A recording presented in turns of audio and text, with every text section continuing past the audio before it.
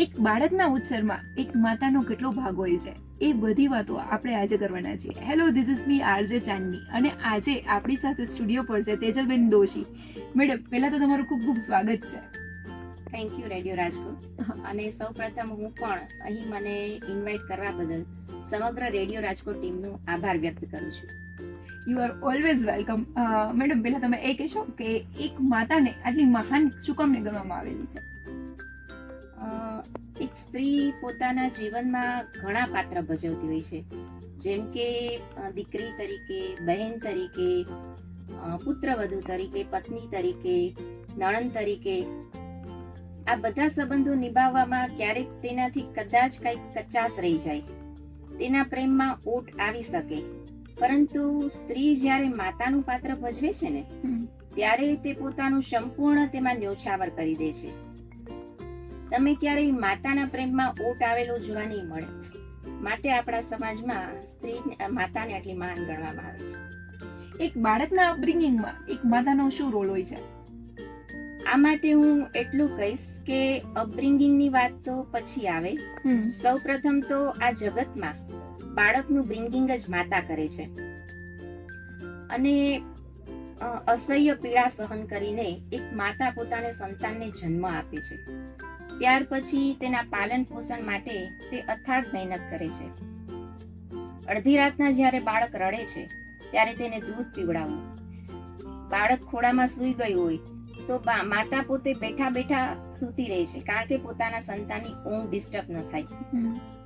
બાળકની પાપા પગલીથી માંડી અને તેના મોટર બાઇક સુધીની સવારી, બાળકના પ્લે હાઉસથી માંડી અને કોલેજ સુધીની સફરમાં એક માતાનો સિંહ ફાળો હોય છે. ઘણીવાર આજકાલની જનરેશન છે ને, માતા પિતા સાથે અવ્યવહાર કરતા હોય છે, અને ઘણીવાર એવું કહી દેતા હોય કે એના ફ્રેન્ડ સર્કલ સાથે બહાર જવાના તો મમ્મી તું ચૂપ રહે છે, હા તને નથી ખબર પડતી. તો ત્યારે એ બાળકો વિશે તમે શું કહેવા માંગશો કે આવું એને કરવું જોઈએ ખરા? એવા બાળકોને હું એક કહેવા માંગીશ કે તમને નાનાથી મોટા કરવામાં તમારા પેરેન્ટ્સનું કોન્ટ્રીબ્યુશન કેટલું છે એકવાર તમે વિચારજો. તમને ABCD પણ નથી આવડતી અને અત્યારે અહીંયા સુધી તમે પહોંચ્યા છો, તો તમારા પેરેન્ટ્સનું કોન્ટ્રીબ્યુશન તેમાં કેટલું છે. એટલે માતા પિતા તો હંમેશા તમારે ભલું જ ઈચ્છે છે. પોતે જ્યાં છે ને એ લેવલથી ઊંચા લેવલે જ હંમેશા માતા પિતા તમને જોવા માંગે છે.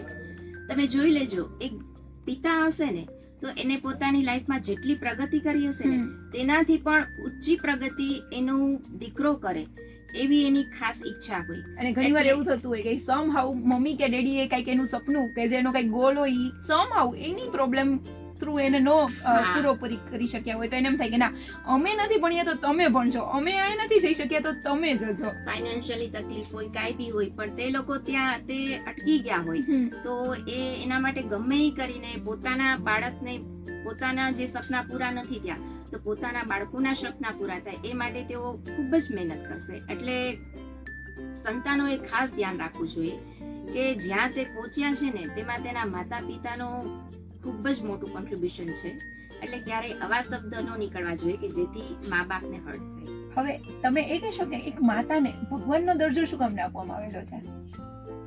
આ જગતમાં ક્યારેક એવું બને કે તમને બધેથી જાકારો મળે, દરેક સ્થાનેથી તમારા માટે દ્વાર ક્યારેક બંધ થઈ જાય, ત્યારે તમે મંદિરે જાશો ને તો ભગવાનના દ્વાર હંમેશા તમારા માટે ખુલ્લા હશે.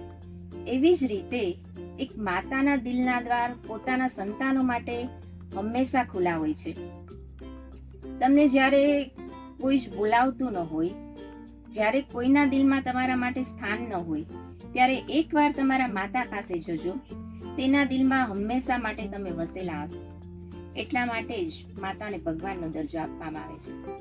આજકાલની જે આ જનરેશન છે કે જે ક્યાંક ને ક્યાંક ભૂલી ગયા છે, જે આ માતા પિતાને જે દરજ્જો આપવાનો હોય છે, એના વિશે તમે શું કહેશો?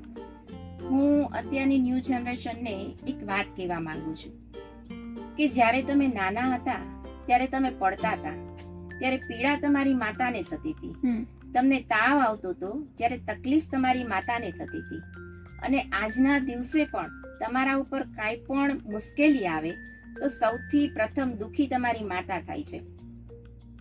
એટલે હું એટલું કહેવા માંગીશ કે કદાચ મધર્સ ડે ના દિવસે મમ્મીને ગિફ્ટ ન આપો તો ચાલશે, પણ તમારા વાણી વર્તનથી તમારા મમ્મીને ક્યારે હર્ટ થાય તેવું નહીં કરતા. અને કદાચ ભૂતકાળમાં આ ભૂલ કરી હોય તો આજે જ તમારી માતાની ક્ષમા માંગી લેજો.